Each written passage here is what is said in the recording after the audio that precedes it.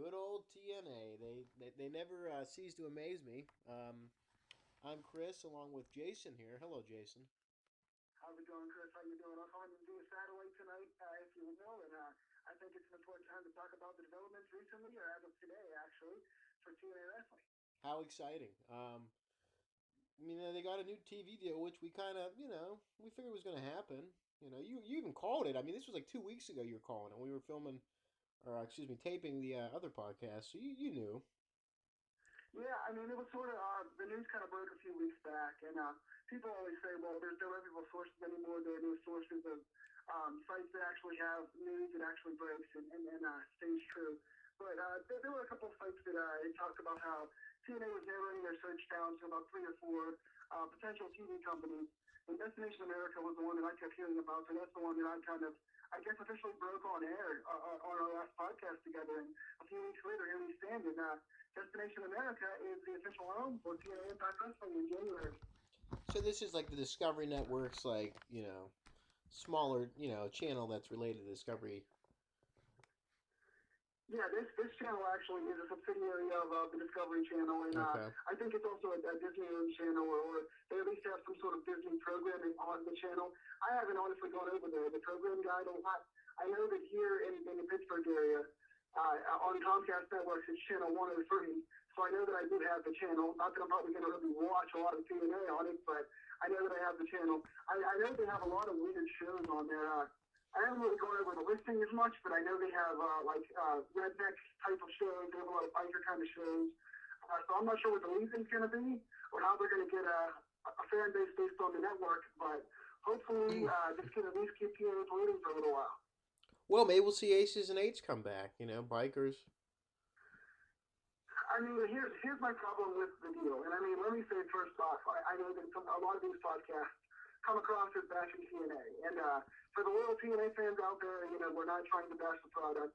Myself especially, I really want to see wrestling business thrive. And the way the wrestling is going to thrive is by competition. The way the wrestling has always done well is whenever there are multiple brands out there that are able to do well. And so obviously I want to see an alternative.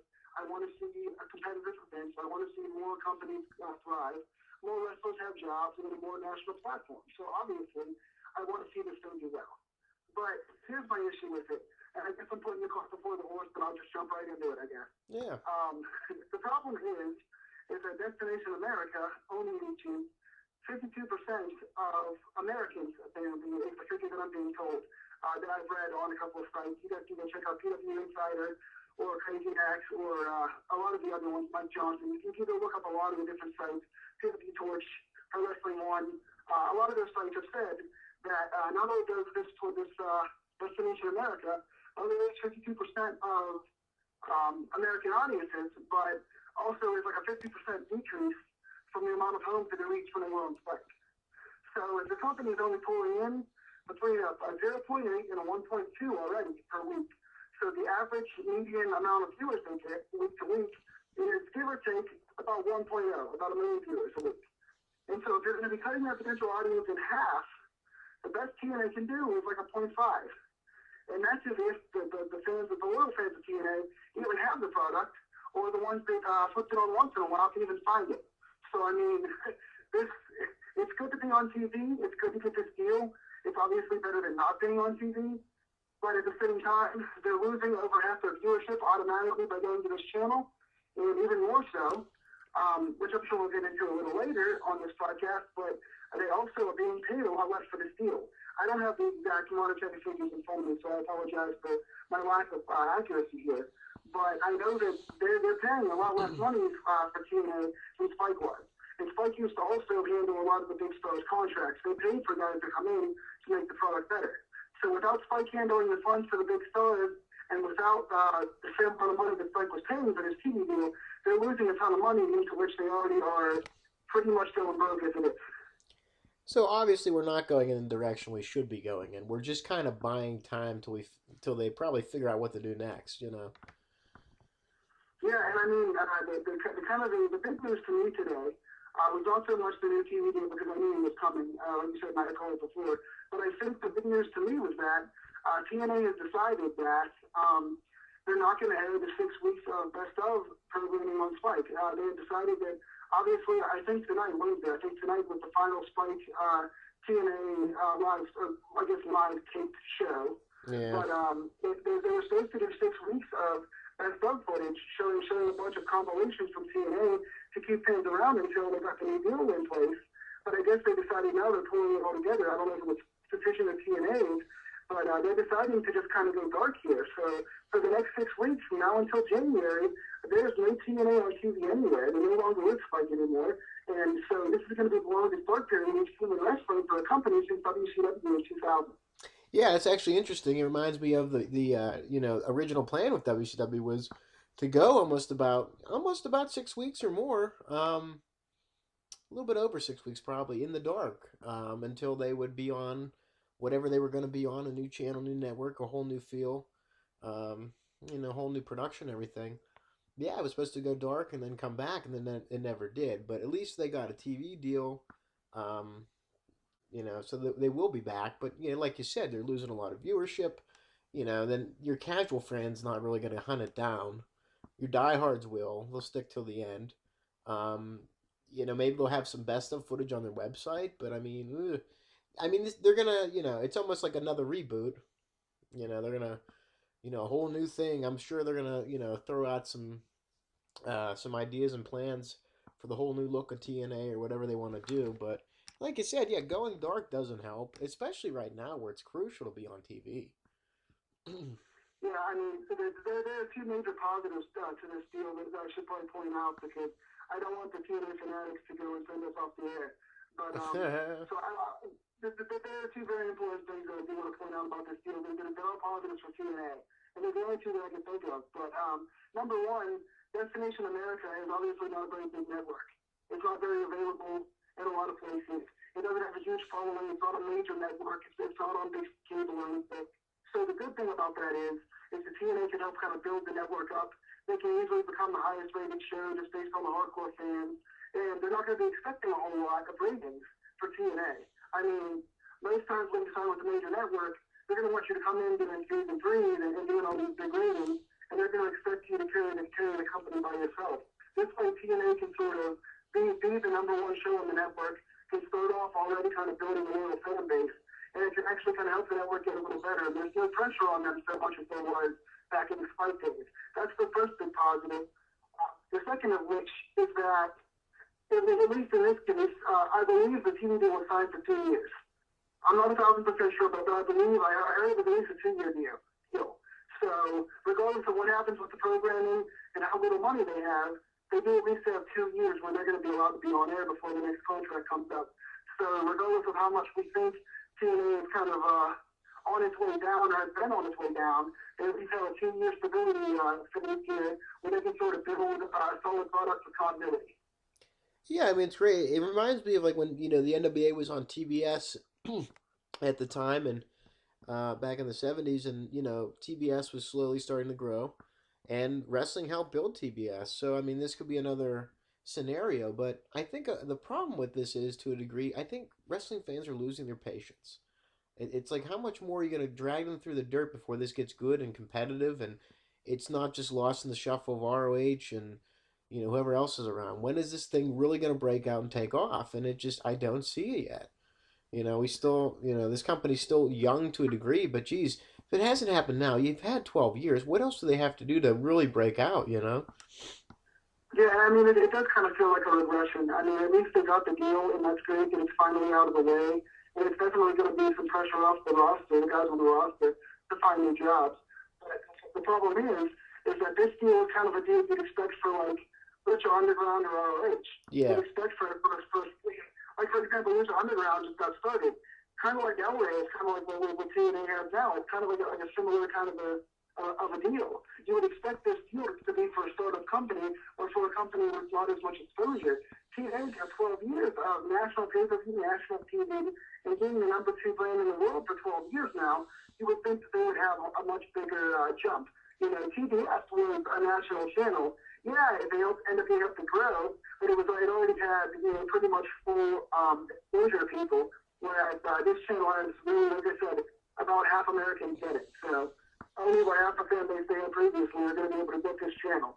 So it does feel like for being around for 12 years and being the number two wrestling company in the world, this feels like the deal kind of fell flat in terms of it's not what you want it to be. It's going in the wrong direction. They have something now, they've got some stability to an extent, but it's a major regression for viewership and money. I agree too. I just don't see this as like the end all to be all. And I think everybody's to blame for this. I think Dixie Carter is. I think Spike TV is. I think, the writers. It goes down to the whole base of the company. Like, what were you guys doing on Spike? Why wasn't, what deals did you sign? Why wasn't Spike promoting you enough? Why weren't you promoting yourselves enough? What happened? Why did this go to where, it's just like you're not having actual companies like, banging down the door to get you on. It's more like you're trying to find someone last minute just to pick you up, And I'm not behind the scenes. I don't know, but yeah, like you said, we're not where we should be with it. This company isn't where it should be. I think it always promised more than it could deliver, and we're still waiting for that delivery. Um, I mean, like I said, I think I said this on your page, but I think in terms of being the alternative and having a good wrestling product and having something to believe in for a while, I think TNA did a really good job for a long time. I mean, oh I was a yeah, huge fan. I was a huge fan of the company, and I mean, it always sounds like we're coming off negative because we're talking about the current product, but I mean, from 2002 for myself until 2010, for those 8 or so years, they were a really good product. I mean, those Wednesday pay-per-views were very fun to watch. They created some stars, and they put a buzz around the belt again, and they brought some guys in that were underutilized elsewhere, and they made them household names. So, I mean, for TNA, for me, they spent about 8 good years doing some really good stuff. But the 2010 purge they had to put out when they tried to go on tour and they tried to go against Raw and they brought in Bishop and Hogan and they spent all that money and now they're devoid of all this money for contracts for the guys. I mean, they've let about 30 guys go in the last year and a half or 2 years. I mean, since the Hogan and company left, they have so little of a roster remaining, and that's their biggest problem going forward. Is who the hell's going to be in the company? It's number one, you can't find the company on TV anywhere, and number two, who's going to be on the company because Austin Aries' deal is up, Samoa Joe's deal is up, the American Wolves deal is up. I think the only guys that are signed in the company right now that are going to be big players and should be big players are Roode and Storm. Besides Roode and Storm, they really have nobody else as a TNA homegrown guy that's still there. I mean, they can always re-sign guys, but what money is going to use for that?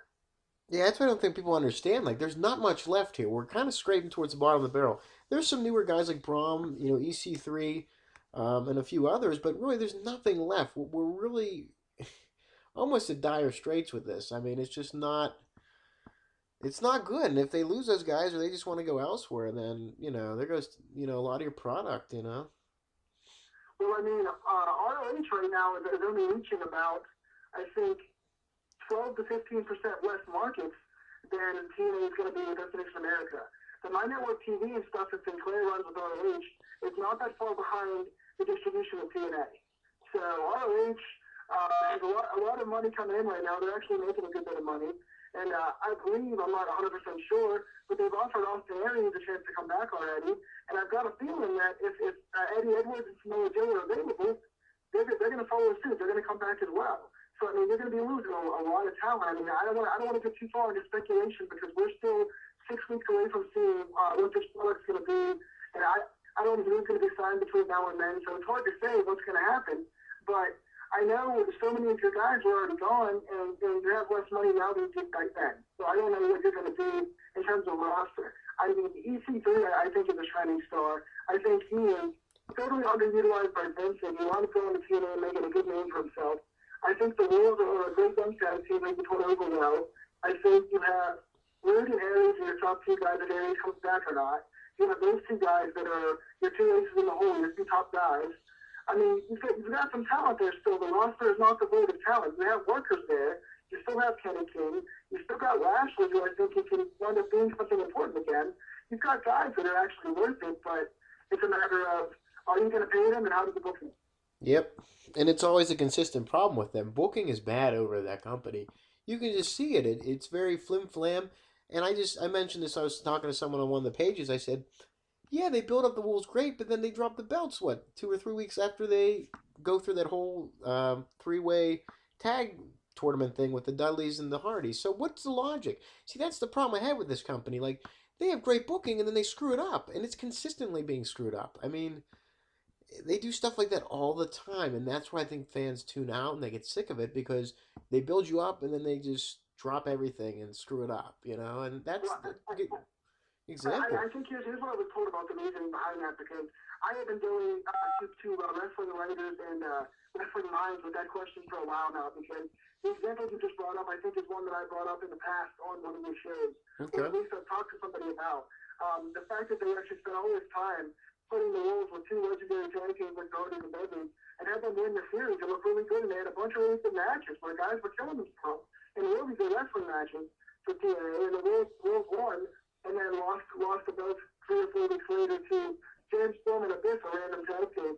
But I think the reasoning behind that, I heard, I think Solid Monster, who's got a podcast on the solidmonster.com, he's a wrestling journalist and he does podcasts as well. But he said that what he heard that it was, I guess it's hearsay, but it was that the Wolves are no longer under a contract right now. The Wolves contract is up. And so by the time they get to Destination America, they have to have all champions that are actually under contract. So the same thing with Samoa Joe. He was the X-Division champion, and he was able to wrestle, but they had him forfeit the belt due to injury on the storyline, and they gave the belt to somebody else because of the fact that Joe wasn't under contract. So for Destination America, they have to have the belts on guys that are actually under contract, or they will lose the belt. Isn't that sloppy though? Like who, you know, why aren't they on top of that? They did the same thing with RVD. He was their champion, then they made him drop the belt. It's very sloppy. Yeah, I know. it's very sloppy. I don't mean to cut you off, but yeah, it's one of those things that I feel like it happens constantly. I mean, Yeah. one of the guys from Aces and A's, I think it might have been Nux. It was either Nux or it was, matter of fact, it was the other guy. It was the guy that used to be with CM Punk all the time in the Shared Society. He's in Bullet Club right now. I can't recall his name offhand. Yeah, he was like Festus or whatever. Yeah, I know what you're talking about. Yeah, he was Festus back on SmackDown, and then he was with Punk. Luke Gallows was Yeah. he was in TNA doing the Aces and Eights gimmick. Someone just let his contract run out, and I think it was Bruce Pritchard maybe, and he or somebody like that, and he was fired for it. He was they called the guy back and said, "How do you let one of our guys' contracts just totally run out? He's no longer a part of the company." And so this happened with like 4 or 5 different guys where their contracts would just run out, and nobody fucking knew about it. Nobody had any idea that the guys they had on their roster on TV were no longer under contract. So this guy was fired. I forget who it was. Good. I want to say it was Pritchard, but this guy was fired, and it's still happening now. Where Yeah.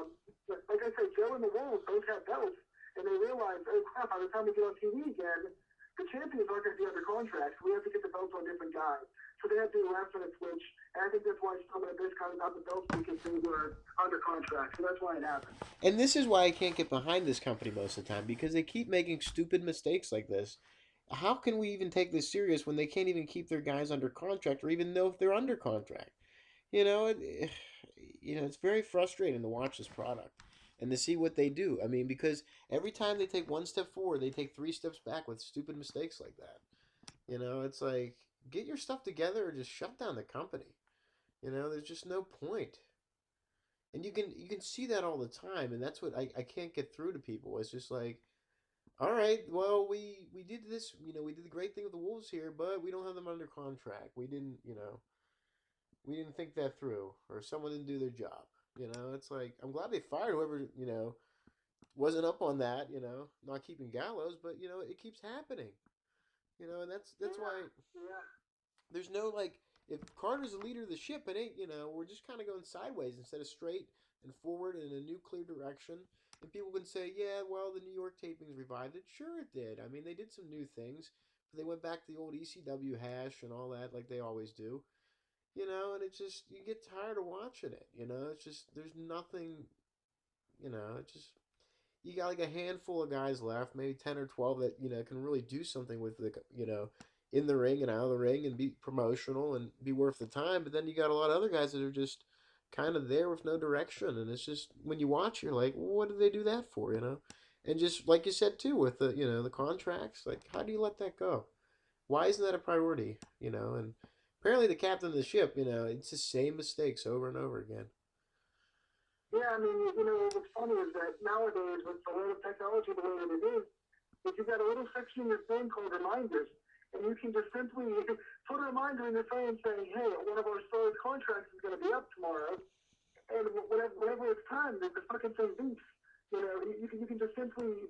So someone else I believe said that too. That you can just put a reminder. It's simple as putting a reminder on your calendar saying, "Hey, we got to resign this guy," and that's why Styles got away, and that's why Saban got away, and Daniels got away, and Kazarian got away, and it sort of comes back to the same thing as yeah, you're signing new guys. You're bringing in Brodus Clay and all that. You're bringing in Santana Garrett, and you have a couple guys coming in. At the same time, though, you're losing the guys that are the core of your company.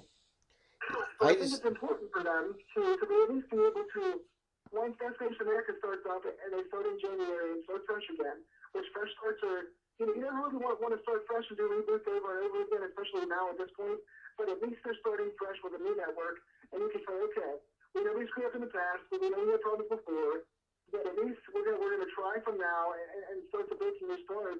And like I said, I think guys like Kenny King and EC3 can be really fun household names, but it's a matter of how do you present these guys. And thankfully, right now, wrestling is in kind of a boom period in the sense that there's a lot of saturation. It's yeah. not really garnering a ton of ratings. It's not doing the Attitude Era numbers, but at least now we have, you know, with Raw and SmackDown, we have the network now with NXT. We have Lucha Underground on TV and small networks. We have ROH on TV. So I mean, there's about 5 or 6 different wrestling products you can find on TV now, and a lot of other companies are doing the whole online channel. So you can find a ton of wrestling each week on TV. And so, at least now, more eyes are going to be going and seeing the product. Yeah, and I was talking to a representative from the NWA about a few days ago, and they said they have a deal with New Japan. So I mean that's pretty fantastic too. I mean that's something exciting. You can watch all the NWA on online on each of their individual websites or on YouTube. There's a lot of great wrestling on there as well. So I mean yeah, we're in a boom period. That's great.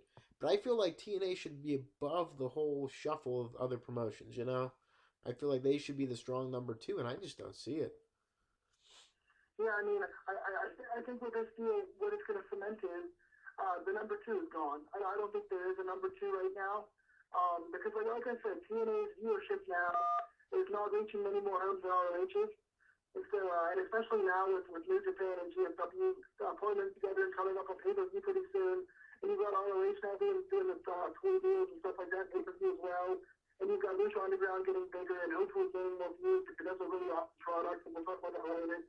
But you have so many other products right now that are more than on their heels right now. For the next 6 weeks, these companies are all going to be floating and doing big things, whereas TNA is going to be going dark. So hopefully, like I said, if nothing more, they can at least start to realize, hey, listen, we don't have very much money right now, so we're going to invest in the guys we got, and we're going to use these guys and build continuous storylines that actually have payoffs and actually make sense because they still have some talent in the company, even with a small budget, and they can still reach a ton of people. It's a matter of, wrestling's booming right now, but the DNA is not staring out. It's not the number two. So hopefully now they realize, well, this is our last real shot to make it. We're not going to get another shot after this. So we might as well make this thing work. I hope so. I just feel like we keep going back to the same kind of rehashes, time and time and time again. It gets old after a while, and I think that's why people just tune out. I mean, I just feel like after I was into it from like you said. I mean, I didn't really watch it in '02. I didn't start watching until they got on Fox, and then I kind of started tuning out in 2008. I felt started kind of getting sloppy then, and they just keep bringing all the ex WWE guys out of the woodwork. It was so funny too. I mentioned that no one even knew that um, who is that? That Trevor Murdoch was in TNA. I mean, he was there in '02 as one of the dubs, but no one realized he came back in 2009 as like this Texas cowboy Jethro Holiday, and it was hilarious. People were like, when was he there? Like, you could you sense that it's just no one cares. I mean, they don't, but I mean, it Yeah, was I mean, they forgettable. definitely have a shot here with the new story. Like I said, they have a core of guys that probably aren't getting paid a heck of a lot, but hopefully, being that they're going to be on this new channel, they can at least start to focus on the crew they have. Right now, they really haven't been sure for the last few months what they were going to do with TV, and that was a huge problem. And they weren't sure what kind of money they were going to get, and they weren't sure who was going to be under contract. And so they're going to figure that out now in the next month here. They have 6 weeks to figure out who we're going to resign, who's worth it, who we're going to just let go, who we can't afford, who we can, and they can actually start to build a product now with continuity under the guys they have. The problem is, and it's always been, and I'm not going to go back to old days, but at least I can point to one person in particular who is the front of the brand of the play, and that's Dixie Carter. And she's kind of been the problem from the beginning. And I mean, once a moron, always a moron. And Dixie Carter, I've always heard she was a nice lady. I've heard nothing but good things about her as a person. But as a wrestling owner, she knows shit about the wrestling business. She has no idea what she's doing in the position she is. She's not good at the job she has of running a wrestling company. And until she gets replaced or someone does something about her, they're going to be in the same place they are. Exactly. I mean, it's one of those scenarios like if they did the best they could, if everyone worked together from Spike to TNA, top to bottom, this was the best product, and Spike would have re-signed them or never would have let them go. Or if that was the case where they didn't want to be in wrestling anymore, another company would be knocking on the door and say, "Hey, we want you." Like a bigger company, a bigger network, someone that's relevant, I guess you could say. But here we are, so this is what we get. So hopefully the getting's good and we can move forward and have a great product. But I have to be like a little bit like weary of it because talk's cheap, and you know a lot of the times it's 9 out of 10 times they screw it up. I mean, they just screw it up. But I would be like worried, like, whoa, Austin Aries, Samoa Joe, possibly the Wolves. A lot of our backbone talent might be out the door. Time to panic a little bit. Well, I mean, here's what I try and do if I'm Dixie Carter, because we spend a lot of time kind of looking at the negative side. And so here's what I would do if I were Dixie Carter or somebody in control of TNA, and I had a chance to do a reboot like this. Number one, you take whatever money you got left, or whatever money you get from Destination America, whatever the hell that is. Yeah. You take that money and you sign AJ Styles back. You sign Chris Daniels back. I don't want to go back to older names, but you sign the guys that got their start in TNA and became famous household names. Granted, now these guys said they're making more on the Indies in Japan and ROH and stuff than they were in TNA. I'm not sure if it's possible, but I think if it's possible at all for Dixie, I go back and I try and sign some of these guys. I think they're probably under contract now with ROH and New Japan, so it's probably not even possible. But if you could in some way, I'd go after the guys who've lost in the last year, and I would try to gain those faithful back, because those guys got a big fan base, and those wrestlers are working their ass off, having great matches, and they're synonymous with TNA. So you bring back those 4 or 5 guys, because Eric and Saban, you bring those guys back. You could say, here's some guys we created as stars. They were with our company for 10 years, 12 years, however long it was. And we're going to try and get back to what made us great. We're going to focus on the wrestling. We're going to bring new guys, and we're going to try and start over now that we have this new network. So hopefully Dixie goes out and tries to get those guys, or at least gets other guys that are underutilized like him. Try to bring in an Evan Bourne, Matt Seidel, or some of the young indie guys, and see what she can do with those guys. Put your money in the right place. But I don't know what they have to work with money-wise now, and I don't know what the contracted talent's going to be like once they relaunch. So what I will do for this show, and for the sake of the audience out there, if, come January when this show airs, I'll watch the opening night. I'll check it out. I'll watch the entire show, start to finish. I'll write down segment by segment what I think is good and bad, and I will actually come on air with you, and I will talk about segment by segment, and I will see, objectively what I like and don't like, so I can actually give you that example as to what they did right wrong. Wonderful. So this will technically be our last TNA podcast of the year. I'll let you know if they do any best ofs, maybe online, if they'll keep that going. I'll keep you informed of any news and information I hear about TNA, but this will be our last podcast about TNA for the year until we see in January when we watch it, most likely after the Global Force pay-per-view, which I'm sure we'll thoroughly enjoy. We will sit down, we will we'll go over it. I think it's fair enough. I'll watch it. I'm interested to see, but Yeah, I mean, if you wanted to do this for the sake of our viewers, because I get a lot of questions as to what do you have against TNA, and why exactly don't you like it? And I think we've shown, gave enough examples on previous podcasts as to what they've been wrong, even in this podcast tonight.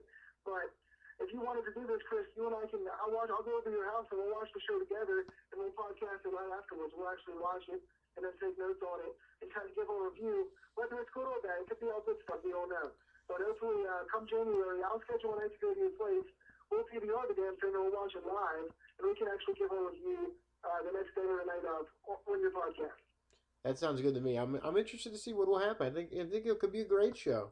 Hopefully, the fans deserve it. I don't work for the people. It's so funny. They're making jokes like I work for Vince McMahon or I'm a part of WWE. I'm like, stop it.